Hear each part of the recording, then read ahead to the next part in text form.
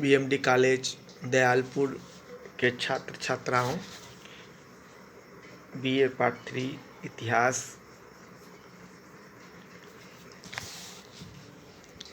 के अध्यापन के क्रम में ऑनलाइन सामग्री के रूप में आज पुनर्जागरण पर मैं नागेश्वर कुमार, सहायक प्राध्यापक इतिहास विभाग, आप सभी के बीच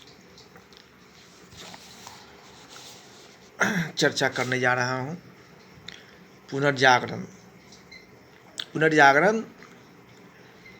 का प्रारंभ सबसे पहले इटली में हुआ, यूरोप के इटली में हुआ।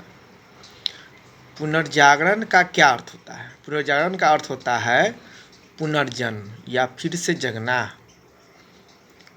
जगना,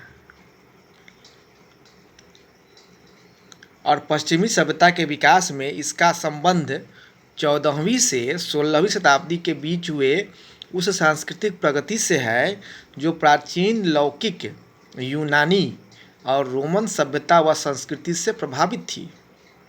पुनर्जागरण पुरानी पारंपरिक विचारधाराओं को झकझोर कर नए दृष्टिकोण तथा मूल्यवान नैतिकता स्थापित करने का लक्ष्य लेकर चला था। विश्वास का स्थान तर्क ने ले लिया, यानी किसी चीज़ पर आंख मूंद कर विश्वास न करके जनता जो करती थी, अब क्या करती थी?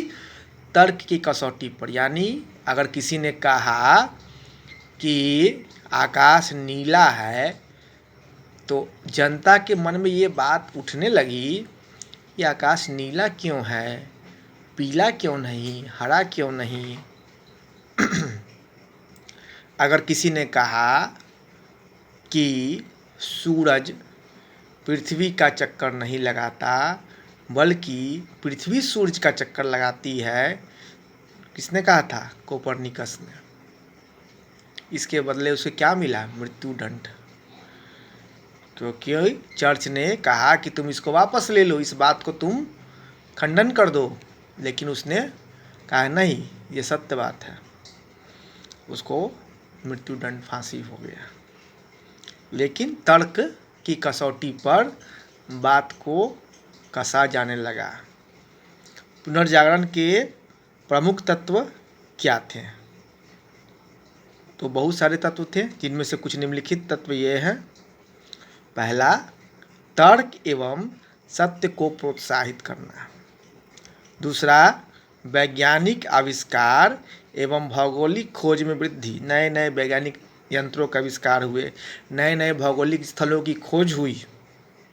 तीसरा, मानवतावादी दृष्टिकोण का विकास, ह्यूमनिस्टिक अप्रोच। चौथा, भाषाओं का विकास, नई नई भाषाएं, और जो भाषाएं थी उनका संवर्धन हुआ। पांचवा, पुरातत्व एवं नवीन ऐतिहासिक दृष्टिकोण का जन्म। छठा, राष्ट्रीयता की भावना, नेशनलिज्म का विकास, सामंती राज्यों की जगह राष्ट्रीय राज्यों का उदय। सातवां, नवीन तार्किक एवं बौद्धिक दृष्टिकोण का उदय इत्यादि। इस युग में अंधविश्वास तथा रूढ़िवादिता के विरुद्ध चारों ओर से जोरदार आवाज़ उठाई गई और विश्वास का स्थान तर्क ने ले लिया। तर्क के विद्वान अपना सर्वस्व मानने लगे और जो चीज़ तर्क की कसौटी पर खड़ी नहीं उतरती थी उसे वे मानने को तैयार नहीं थे। वैज्ञानिक पद्धति को प्रश्रय मिला तथा परंपरा के स्थान पर तर्क और प्रयोग सत्य तथ्य पहुँचने की साधन स्वीकृति हुए। अनेक वैज्ञानिक आविष्कारों तथा प्राचीन अंधविश्वासों एवं रूढ़िवादी विचारधाराएं खत्म होने लगी। जब नए नए आविष्कार हुए तो पुरानी बातें तकियानुसी बातें खत्म होने लगी। प्राकृतिक घटनाओं, शक्तियों तथा प्रक्रियाओं को ठीक ठाक समझ लेने के कारण अनेक प्रकार की भ्रांतियाँ दूर हो गई। अतएव लोगों में परलौकिक मान्यताओं की कमी होती गई। इसलिए कहा जा सकता है कि पुनर्जागरण की सबसे बड़ी देन मानव का आविष्कार है। अब मनुष्य का भौतिक जीवन अत्यंत महत्वपूर्ण हो गया। प्रकृति पर विजय, वैज्ञानिक आविष्कार तथा भौगोलिक खोज मनुष्य के लक्ष्य बन गए। इस वातावरण में आधुनिक विज्ञान एवं कला की नींव पड़ी। शिक्षा और साहित्य पर पुनर्जागरण का प्रभाव पड़ना स्वाभाविक ही था। मानवतावादी दृष्टिकोण के कारण शिक्षा के क्षेत्र में क्रांतिकारी परिवर्तन हुए। पहले शिक्षा की पद्धति पर चर्च का प्रभाव था, अब शिक्षा को इस वातावरण से मुक्ति मिली। लैटिन भाषा लोकप्रिय हुई, यूनानी और रोमन साहित्य की अमूल्य निधियों को नया जीवन मिला, उन्हें जन सुलभ बनाया गया। इस प्रकार आधुनिकता के विकास में सहायता मिली। सभी प्राचीन एवं नए विश्वविद्यालयों में यूनानी एवं लैटिन भाषाओं का प्रयोग और अध्ययन अध्यापन शुरू हुआ। यूनानी तथा रोमन साहित्य के अध्ययन से यूरोपीय बुद्धिजीवियों का संपर्क समृद्ध भाषाओं से हुआ। इससे प्रेरणा ग्रहण कर नवीन साहित्य की रचना का मार्ग प्रशस्त हुआ। इंग्लैंड, फ्रांस, जर्मनी और स्पेन की जनभाषाओं पर इसका गहरा प्रभाव पड़ा। कुछ ही समय के बाद ये भाषाएं विश्व की समृद्ध भाषाएं बन गई। नई जागृति के कारण नया उत्साह उत्पन्न हुआ। इससे यूरोप के लोग नए भौगोलिक खोजों के लिए प्रेरित हुए। इस तरह भौगोलिक अन्वेषण पुनर्जागरण का कारण तथा परिणाम दोनों ही सिद्ध हुआ। यानी पुनर्जागरण का कारण क्या था? भौगोलिक खोज, और परिणाम क्या था? तो भी भौगोलिक खोज।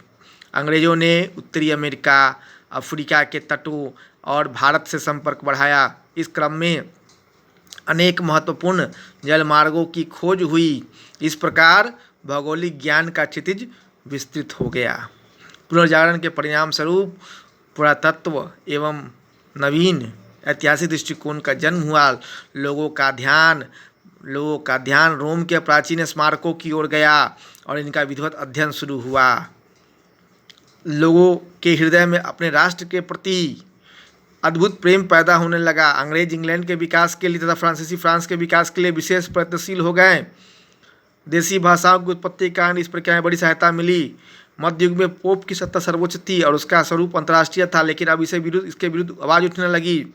इस नई भावना का परिचय हमें मैकियावेली की पुस्तक द प्रिंस में मिलता है।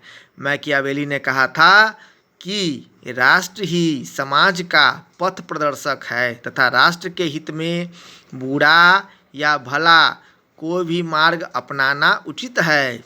इस वातावरण में तथा सामंती समाज के ध्वंस के फलस्वरूप स्थानीय अंतर्देशीय भक्ति स्वतः समाप्त हो जा रही थी और उसके स्थान पर सार्वभौम सत्ता संपन्न राष्ट्र का उदय हो रहा था। बौद्धिक पुनर्जागरण का तात्कालिक प्रभाव मनुष्य के धार्मिक जीवन पर प्रभाव। नवीन तार्किक एवं बौद्धिक दृष्टिकोण के उदय से कैथोलिक धर्म में पनपी स्वेच्छाचारिता तथा कुरीतियों के प्रति जनता का ध्यान आकृष्ट होना स्वाभाविक ही था। देसी भाषाओं में बाइबिल के अनुवाद होने के कारण अब उसकी पहुंच सर्वसाधारण तक हो गई। इस कारण सामान्य लोग भी धर्म के सच्चे स्वरूप को समझने में समर्थ हो गए। फिर ज्ञान विज्ञान के कारण ईसाई धर्म के विश्वासों और प्रचलनों की परीक्षा तर्क की कसौटी पर होने लगी। इससे धर्म सुधार आंदोलन पर बल मिला।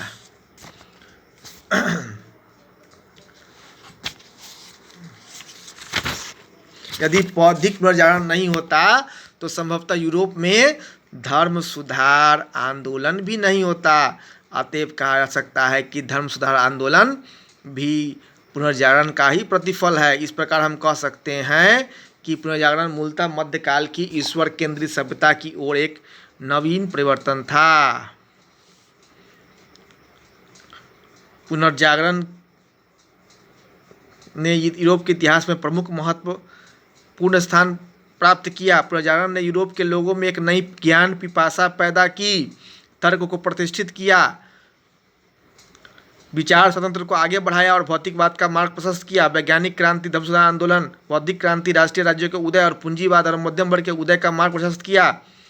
इस प्रकार आधुनिक एवं प्रगतिशील यूरोप का जो उदय हुआ, मानवता के समक्ष उपस्थित अनेक समस्याओं का समाधान हुआ, वह पुनर्जागरण की ही देन है।